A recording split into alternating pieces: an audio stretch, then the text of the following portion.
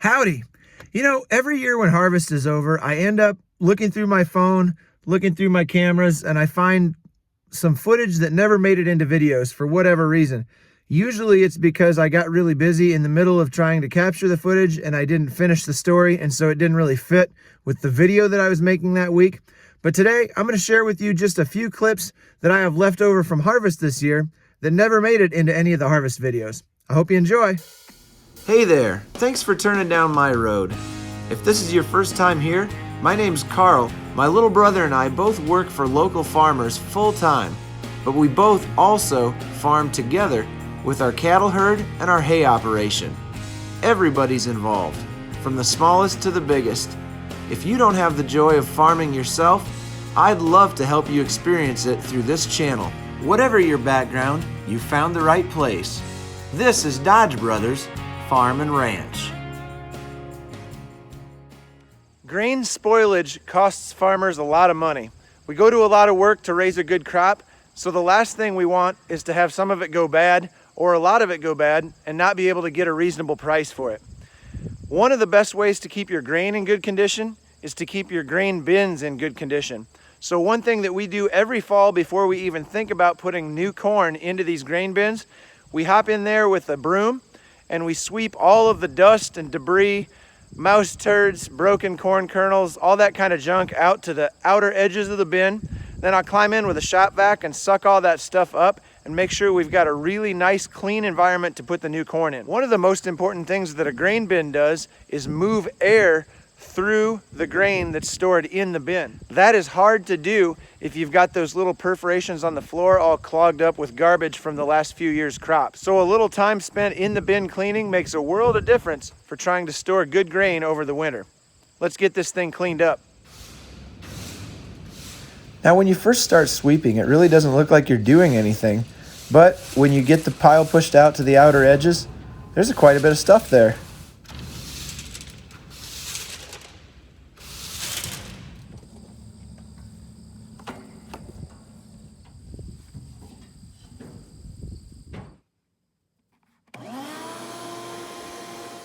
Now let's be honest, nobody really likes cleaning projects, but man, you can't argue with the final result. It is so nice to see the cracks and crevices all cleaned out, and the grain bin just looks like new when you're done.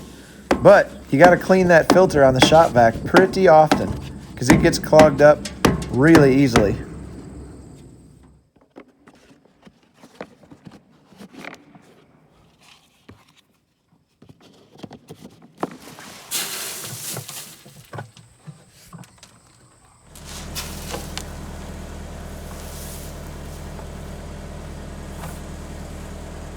One day we were combining in October, and just out of nowhere, this little snow squall came up and blew snow around for about 45 minutes, and it was enough to get things sticky enough to shut us down.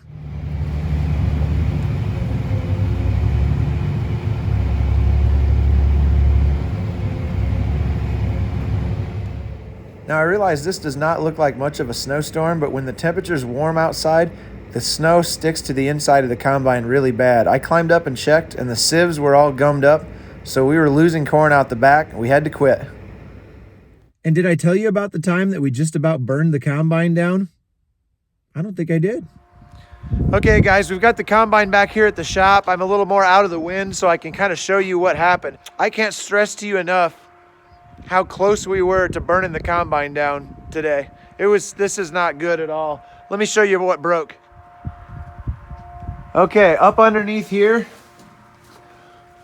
there's this drive shaft that comes all the way from the back, all the way from back here, all the way up to the front. Look at this U-joint. You can see the star broke and came apart in the U-joint. Look at how hot this thing got. It melted the paint off the shaft yoke and it melted the paint off the cast yoke. This was just really, really hot.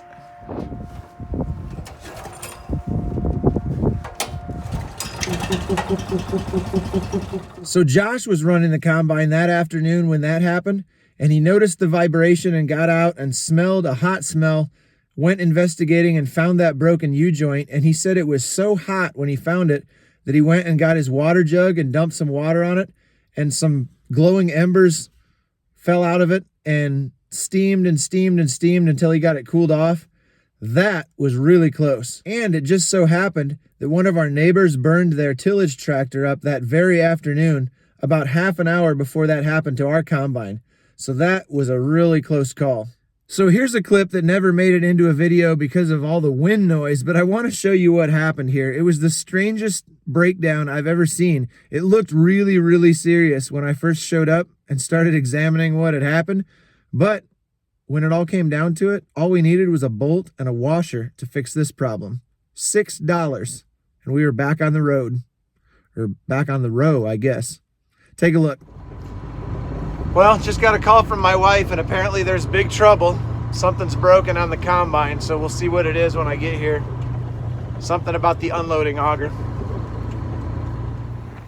Man, the wind was bad that day. We could barely keep the side shield open on the combine. So I got there, and there was a chain laying on the ground from the unload auger. There was this bevel gear laying on the ground, and this shaft was out of where it was supposed to be. The sprocket was out of alignment.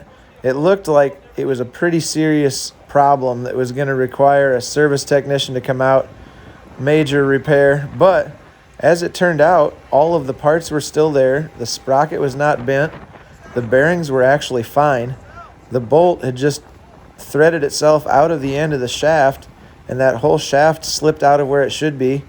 The gear slipped off the splines on the shaft, and everything fell apart. So all we had to do was go to the John Deere store and get a bolt and a washer and put her all back together.